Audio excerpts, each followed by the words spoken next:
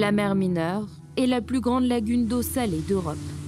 Étendue sur 135 km², ce décor pourrait être paradisiaque s'il n'était pas massivement pollué.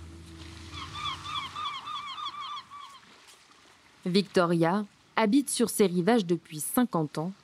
Aujourd'hui, elle n'envisage même plus de se baigner. Avant, la mer était transparente, propre. Il y avait des hippocampes. C'était une mer vivante. Maintenant, elle est morte. Si cette plage est relativement préservée, Victoria nous emmène à un endroit où la mer est particulièrement contaminée. Comme vous le voyez ici, le sol est rempli d'algues.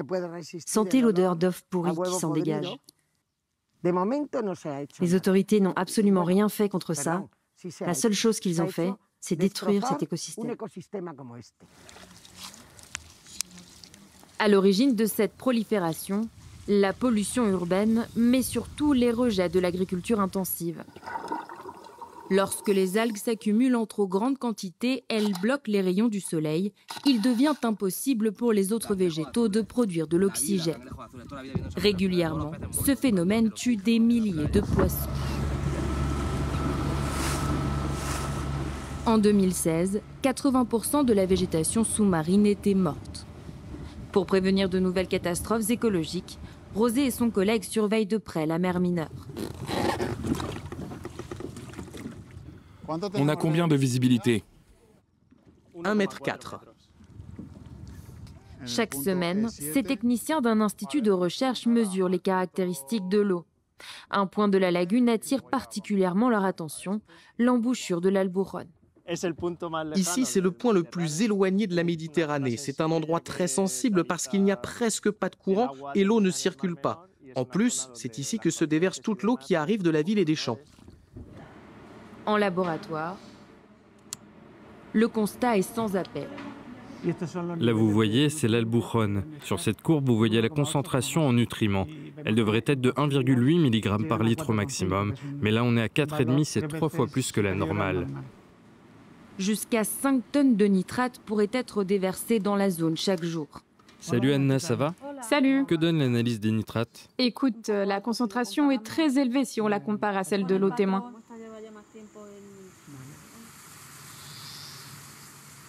Selon les scientifiques, ces nitrates proviennent des 60 000 hectares de cultures qui entourent la mer Mineure. Dans la région, 20% du PIB dépend du secteur agroalimentaire. Vicente est agriculteur. Comme tant d'autres, il souffre de cette mauvaise image. On nous considère comme des criminels.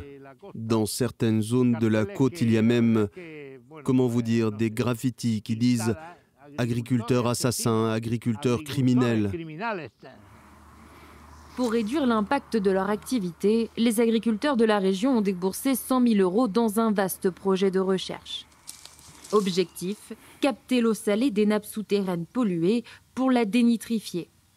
La saumure, un liquide hypersalin dans lequel sont retenus les nitrates, est séparée de l'eau douce.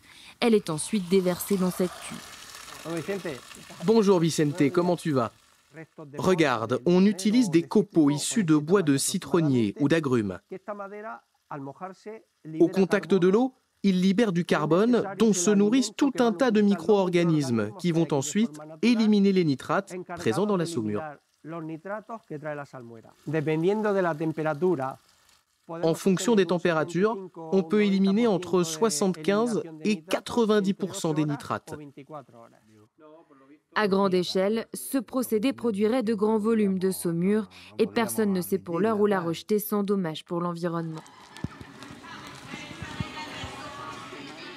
En attendant, la mer Mineure vient de devenir le premier écosystème en Europe doté d'une personnalité juridique. À l'université de Murcie, Teresa Vicente s'est battue pour faire reconnaître les droits à la protection, à la conservation et à la restauration de la lagune. Ce nouveau statut est assuré par la norme juridique la plus élevée qu'il soit, puisqu'il s'agit d'une loi. Ce qui est inédit, c'est qu'elle donne des prérogatives à l'écosystème de la mer Mineure, comme le droit en donne aux individus ou aux entreprises. À présent, les possibilités d'action en justice seront facilitées et élargies à toute personne qui souhaite défendre la mer mineure. Autre nouveauté, un conseil composé d'environnementalistes, de politiques mais aussi d'agriculteurs devra veiller au respect de ces droits.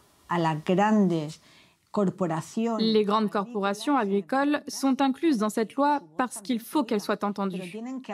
Mais il faut aussi qu'elles comprennent qu'elles ne peuvent pas faire ce qu'elles veulent.